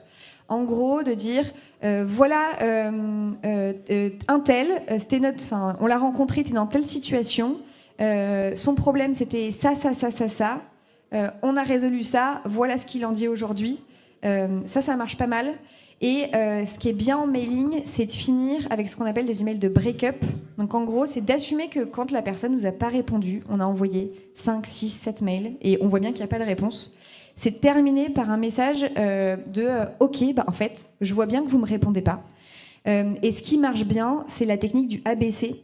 En gros, c'est de dire je ne veux pas vous embêter longtemps, mais est-ce que vous pouvez m'expliquer pourquoi vous ne m'avez pas répondu et de mettre 3 choix. Petit A, là je pense, parce qu'en ce moment, il y a 2 avocates que j'accompagne sur ce sujet-là et on le fait avec elles. Et c'était petit A, vous avez déjà un avocat. Petit B, votre entreprise va très bien, vous n'avez pas besoin d'un avocat en droit des contentieux. Petit C, vous ne faites pas confiance à un avocat qui envoie un mail. Et de dire, OK, je peux répondre à ça. Et il se trouve que sur certains, on avait catégorisé par métier qu'on allait chercher. Et en plus, on avait avec eux un intent data on savait que leur boîte était mal notée financièrement par un organisme de notation. Donc normalement, les gens qu'on allait adresser, c'est des gens pour qui leur dire on vous propose 15 minutes avec un avocat pour savoir si vous devriez vous mettre en sauvegarde ou pas. On pensait le faire. Et il y a certains messages, genre l'immobilier, taux d'ouverture nul, taux de réponse zéro, sauf sur ce dernier message d'ABC, où tout le monde, mais vraiment, je pense que sur la séquence, on a dû adresser 67 messages. On a eu, genre, j'ai plus le chiffre exact, mais une vingtaine de retours juste sur le dernier message qui nous a dit « Je fais pas confiance à un avocat qui m'envoie un mail ». Du coup, on les a tous appelés. Résultat, on a décroché 5 contrats. Donc, globalement, en message de séquence, ça marche bien, douleur. Il peut y avoir plein de choses, offrir de la valeur aussi s'il y a un guide qui marche bien, dire ok, je vous offre un guide, ça peut marcher.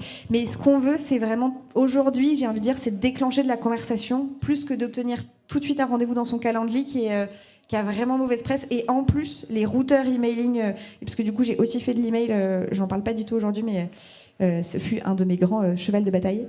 Les routeurs emailing, donc Yahoo, Gmail, etc., ils font la guerre en ce moment aux emails commerciaux. Ça devient de plus en plus difficile d'arriver en boîte mail. Donc limiter en gros les liens externes dans les mails de prospection, ça va devenir capital dans les mois/années qui viennent. Merci.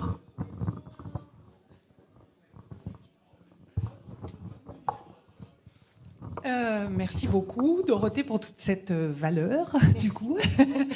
Moi, j'ai une question concernant les visuels des posts. Qu'est-ce que tu penses de l'avalanche de selfies sur LinkedIn ? Et est-ce que tu as des conseils sur la meilleure manière de gérer la proposition de visuels associés au post ? Super question. Je l'ai complètement passé, mais je vous l'ai mis parce que j'ai fait une autre conf sur un sujet il n'y a pas longtemps et du coup je m'étais mis des slides de récap. Genre j'avais gardé des trucs en stock. Est-ce qu'elle est là ? Pardon. Voilà, j'avais vraiment mis 25 000 trucs pour me dire et je crois que je l'avais gardé. Ouais. Ça. Mettre des visuels, pourquoi est-ce que tout le monde met des visuels sur LinkedIn ? C'est globalement parce qu'en fait, ça occupe plus d'espace. Et donc, en fait, vous avez plus de chances que votre post soit vu, soit lu. Et ça crée ce qu'on appelle une double accroche. En gros, le principe de poster, c'est que l'idée, c'est de dire ce qu'on veut, c'est que le post accroche l'attention. Donc, en gros, est-ce que ce que je vois là me donne envie de passer du temps sur le post ? J'en ai pas du tout parlé parce que il fallait faire des choix dans ce dont je parlais en 45 minutes et quelques, et plus. Mais globalement, aujourd'hui, le signal numéro 1 de l'algorithme pour déterminer si un contenu a intérêt à être montré à plein de gens, c'est le temps passé. Plus les gens passent du temps sur votre post, plus, a priori, l'algorithme se dit « ce contenu est intéressant et pertinent, je vais le montrer à d'autres gens ». Donc, quand on se crée des images, c'est plus intéressant parce que du coup, on a peut-être que c'est l'image qui va accrocher, peut-être que c'est le texte. Donc on se donne 2 fois plus de chances. Par rapport aux selfies, le gros sujet, alors effectivement, je comprends qu'il y a des gens qui disent j'en ai marre de voir la tête des gens. En fait, les études montrent que ça marche mieux. Et je pense que c'est globalement pour ça qu'on l'utilise. C'est juste qu'en fait, ça accroche plus l'attention parce que mine de rien, on est des humains, qu'on réagit à l'humain. Pour ceux qui veulent pas, moi j'ai beaucoup de mes coachés aujourd'hui qui veulent pas du tout. C'est pas leur truc, ils veulent pas montrer leur tête. Ce qui marche pas mal, je vous l'ai pas mis là, mais est-ce que j'en aurais pas un autre ? Bon, là c'est un carrousel, mais ça marche pas.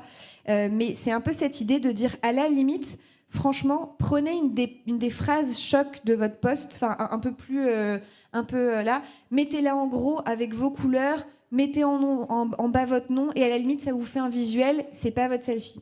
La réalité, je vois qu'il y a des gens que je connais et qui ont eu ce sujet et qui me disaient depuis que je mets des visuels, j'ai plus de portée, j'ai plus d'engagement sur mes posts. Donc ça marche bien. Moi les selfies, je les ai fait beaucoup au début. Puis il y a eu un moment, j'en avais marre de vraiment me prendre comme ça. Du coup, je me suis offert des séances avec des photographes. Vous vous sentez comme une star. Pour ceux qui n'ont pas de problème d'ego comme moi, allez-y, c'est le kiff. Et même pour ceux qui ne sont pas à l'aise, franchement, il y a plein de photographes hyper talentueux. Si vous voulez, je vous donnerai des noms de gens à qui j'ai fait appel, qui vous mettent hyper à l'aise devant l'objectif, qui permettent d'avoir des images où, oui, c'est soi, c'est de l'humain, ça sort un peu du lot, mais en fait, juste les stats montrent que les gens, ça marche mieux, quoi.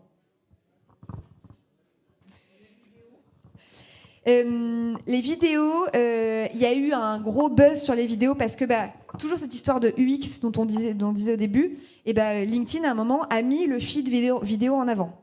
Donc en gros, il a dit vas-y, je veux tester la vidéo, ça marche pour TikTok, ça marche sur Insta. Donc les vidéos là, 2024 entre, je crois qu'ils l'ont sorti en avril dernier et jusqu'à, je peux vous le dire, genre fin janvier parce que moi j'ai reçu mes vidéos montées le lendemain où ils ont mis fin au post vidéo, j'étais ravie, enfin au fil vidéo.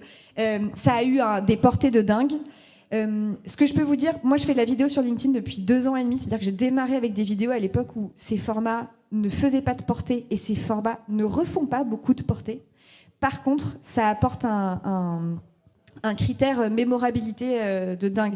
Moi, les gens que je croise qui me disent « Ah, je te lis sur LinkedIn », vraiment, tous les amis de ma mère me parlent de mes vidéos. Enfin, et tous les gens « Ah, j'adore tes vidéos ». Alors que je pense que j'ai des posts qui sont hyper bien, qui sont des carousels ou du texte. Mais la vidéo, pareil, c'est de l'humain, on y croit un peu plus.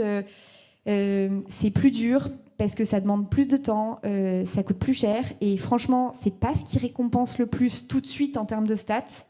Après, je pense sincèrement, mais ça c'est du ressenti et de l'empirique, les études sont moyens d'accord là-dessus, que ça joue sur le crédit de confiance.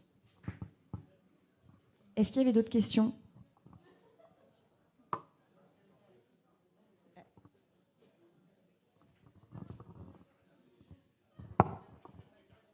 Pas de questions ? Si. Bonjour, déjà merci beaucoup pour la conf, très précis. Tu as mentionné effectivement les événements sur LinkedIn pour pouvoir avoir un annuaire directement. Est-ce que tu conseilles aussi d'aller sur les groupes ? J'ai travaillé comme commercial et j'allais sur des groupes qui étaient adaptés en fait, aux solutions que je vendais, notamment des logiciels. Et ensuite, via des bots, je pouvais contacter directement tous les gens sur ces groupes. Ouais, le problème des groupes, effectivement, les groupes, c'est comme les événements, c'est pareil, si vous les intégrez, vous allez voir toute la liste des gens qui sont dedans. Le sujet des groupes, c'est qu'aujourd'hui, ça a été un sujet, toujours l'UX de LinkedIn, hein. On les voit pas, les groupes, on a du mal à les trouver aujourd'hui. C'est un sujet qui a été dépriorisé par les équipes, et du coup, il y a beaucoup de gens qui sont sur les groupes depuis longtemps. Et ça ne veut pas forcément dire que les gens sont actifs. Après, ça veut dire qu'il y a eu en tout cas un moment où ils ont montré un intérêt pour ce sujet-là. Donc je suis assez mitigée, c'est-à-dire que si on est prêt à faire de la masse, franchement, c'est mieux que rien comme intérêt. Je trouve qu'il est moins pertinent que effectivement une réaction à un post, un emploi aujourd'hui qui est posté, etc. Après, pourquoi pas ? S'il y a des groupes hyper pertinents, franchement, il faut y aller. Mais pareil, ça sert à rien d'y aller avec l'intent. J'ai vu que tu faisais aussi partie du groupe. Voilà. C'est intéressant. Tu parles de volume, mais je crois que justement, si on fait partie de ces groupes, on peut contacter de manière illimitée les gens avec des messages directs.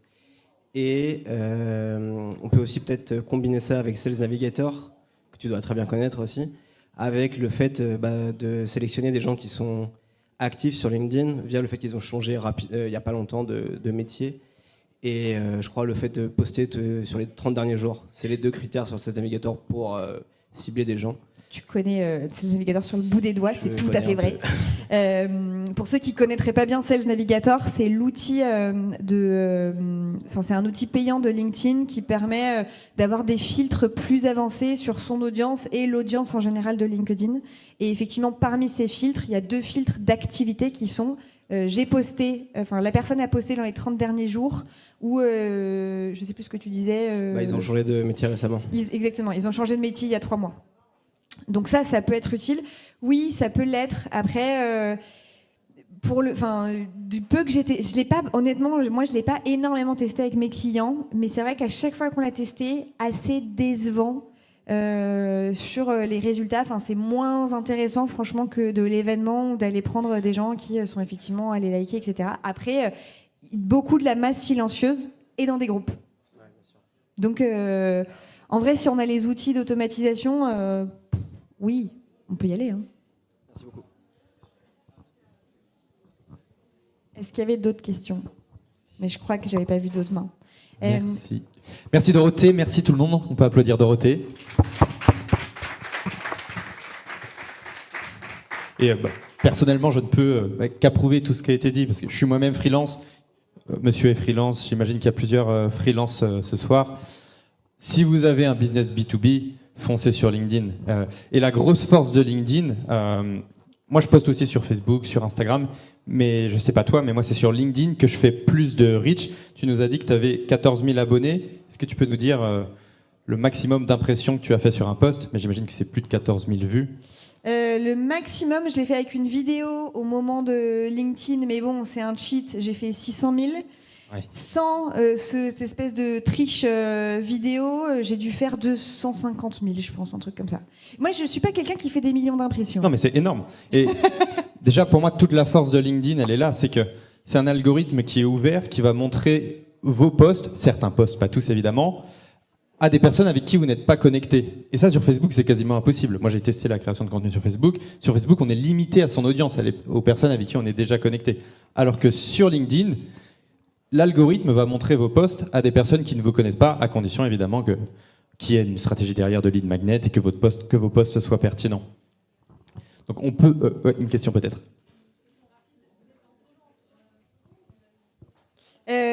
Moi, j'ai eu une équipe et en fait, quand j'ai perdu ma meilleure amie l'année dernière, vu que j'ai perdu pied, j'ai renvoyé toute mon équipe et du coup là, je suis solo depuis toute seule depuis 6 mois. J'en ai marre, donc je suis en train de refaire rentrer des gens. Ça y est, dans la structure. Mais moi, mon objectif, c'est plutôt aujourd'hui d'avoir, si j'arrive à avoir un business où j'ai une petite équipe un peu sympa de 4-5 personnes, ça m'irait vachement bien.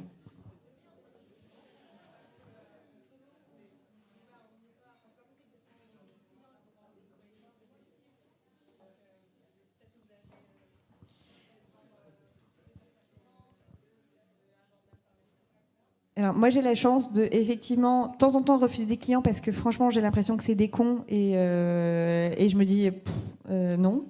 Parce que j'ai ce luxe-là. Au début, j'ai pris des clients et ça s'est moyennement bien passé et j'aurais mieux fait d'écouter mon instinct et de me dire ça m'aurait ça m'aurait évité des impayés notamment. Est-ce que je choisis, est-ce que je construis? En fait, vraiment, quand on est solo et quand on est au début, on n'en a pas parlé, mais choisissez, essayez de vous dire qu'est-ce qui est l'offre que je peux déjà toute seule le plus scaler. Mettez-vous dans un confort financier qui va faire que vous allez être en capacité d'aller imaginer le reste de votre boîte. Quand beaucoup, je ne sais pas s'il y en a qui vont relater à ça, mais quand on se lance ou quand on n'est pas difficile, on voit la vision à long terme, on se dit dans 10, 15 ans, ou en tout cas ma boîte quand elle sera grande, je vais pouvoir faire ça, faire ça. Ce qui est le plus dur, c'est souvent d'essayer de se dire, OK, dans un an, où est-ce que je veux en être et qu'est-ce que j'accepte de mettre de côté aujourd'hui et de réduire dans le scope pour être plus efficace. Et quand vous êtes dans le confort financier, et moi j'ai connu des périodes où, l'année dernière, j'ai perdu 20 000 balles de trésor avec l'histoire du décès. 20 000 balles dans la trésor quand on est solo, ça fait mal aux fesses. Autant vous dire que j'étais pas sereine. Et j'ai vécu plusieurs mois après avec des mois où juste je gagnais ce qu'il fallait pour remettre dans le pot. Là, c'est j'ai retrouvé un peu d'espace. Retrouver de l'espace, ça se fait. Et vraiment créer des offres où vous dites, là, je vais réussir à maximiser mon temps pour prendre le plus de clients possible tout en apportant autant de valeur. Et tant pis, ça veut dire qu'il y a des choses que je fais pas. En ce moment, il y a des choses que je refuse alors que ça me plairait bien. Mais la réalité, c'est que si je vais sur ces projets-là, ça va me demander tellement de travail que je peux pas scaler le reste. Et typiquement, mon objectif en ce moment, c'est de me dire j'aimerais bien atteindre un 20-25K solo qui va me permettre de monter dans d'autres sphères et d'imaginer d'autres sujets. Et je finirai juste par dire, avant que tu finisses et que tu présentes l'événement, merci déjà à tous de votre attention. Et là, j'ai beaucoup parlé, mais ce qui est intéressant, c'est que dans ces événements-là, il y a plein de gens que vous ne connaissez pas. N'hésitez pas à échanger avec votre voisin d'à côté quand je vais arrêter de parler et que Baptiste aussi va arrêter de parler, à vous présenter parce que les opportunités business, elles viennent de là. C'est pas forcément la personne d'à côté, c'est peut-être pas votre client. Par contre, vous savez pas si vous n'allez pas découvrir quelqu'un à qui vous entendez bien, qui va peut-être pouvoir vous apporter du business, vous apporter une reco, vous donner un bon tips. Je sais que ça fait peur, mais voilà, n'hésitez pas à vous parler entre vous et à vous mélanger. Merci Dorothée. Oui, alors j'introduis l'événement, l'apéro digital qu'on organise dans 2 semaines, donc sur un sujet différent. Donc on aura Tanguy Alves Cunha qui va venir nous faire une présentation. pour vous apprendre à créer un MVP en 1 heure avec ce qu'on appelle le vibe coding. Alors certains connaissent peut-être le no-code. Le vibe coding, c'est un peu la nouvelle tendance. Bon, c'est un dérivé du no-code, mais qui utilise l'intelligence artificielle pour créer très rapidement un site web, un MVP, en moins d'1 heure. On va parler d'outils comme Lovable et Framer, que certains connaissent peut-être. Donc c'est le lundi 19 mai à 19h, et on reste sur cette formule de 5 € avec Conso. Les slides de la présentation, si tu veux bien nous les remettre, on va les partager sur le groupe WhatsApp, l'apéro digital. Donc vous avez certainement rejoint tout à l'heure la communauté WhatsApp. Après, c'est à vous de rejoindre le ou les groupes WhatsApp qui vous intéressent. Et en l'occurrence, on va partager ça sur le groupe WhatsApp, l'apéro digital. On va également vous partager le lien de la vidéo qui sera montée également avec des zooms sur Dorothée et des zooms sur les slides pour que ce soit très clair pour tout le monde. Merci à tous d'être venus et on vous laisse échanger entre vous, profiter de l'événement.